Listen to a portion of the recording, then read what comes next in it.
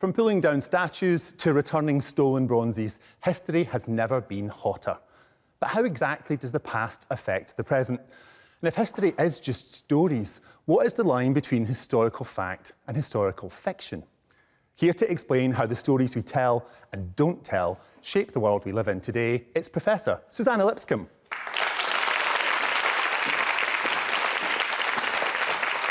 Hello, welcome.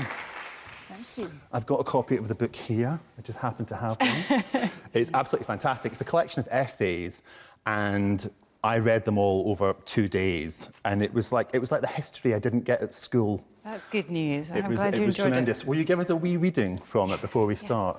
There you go. Okay, so this is the beginning of my chapter, which is called How Can We Recover the Lost Lives of Women? They were nobody special, so now they are the invisible, the forgotten, the historically negligible, the dead multitudes, the minor figures, the chorus.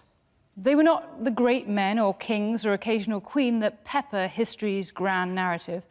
They were ordinary women, the illiterate, the poor, the marginalised and the enslaved, the billions who left barely a hint that they had ever existed.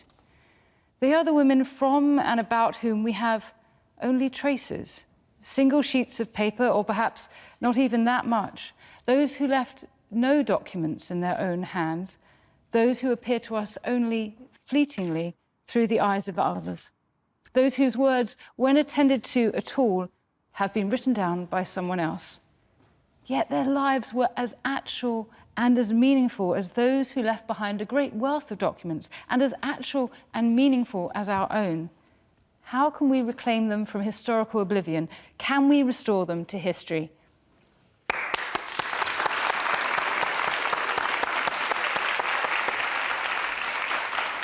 When you're sitting here in a room, you know, and at least half the people here are women, every single person's got a story, and that story becomes a part of history.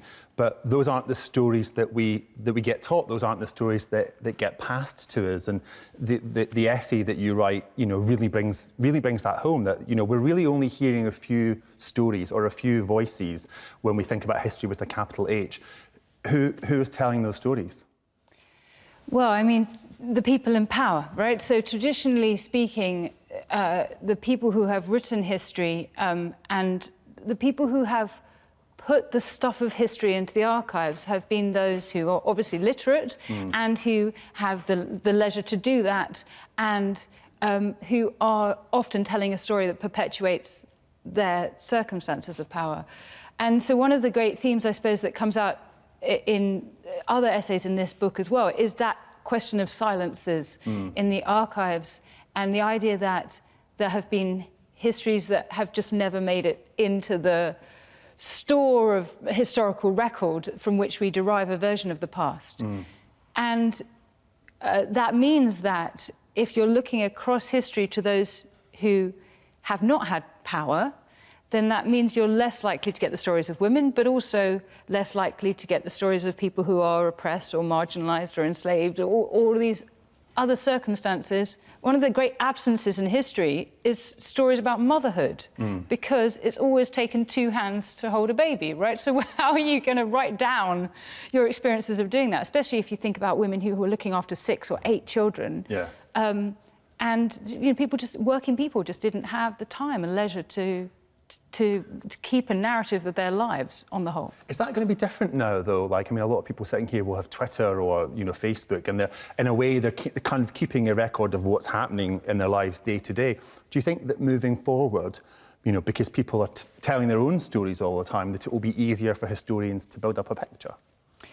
Well, for a start, we're actually going to have the opposite problem. It's going to be harder to get that sort of general warp and weave, I would have thought, because there's going to be so much material. So much. And then, of course, there's the fact that we tailor what we put into the public sphere to be something that reflects well on us. So they're going to have a really distorted image of Everybody's going to be like, everybody really had perfect lives in the 21st century.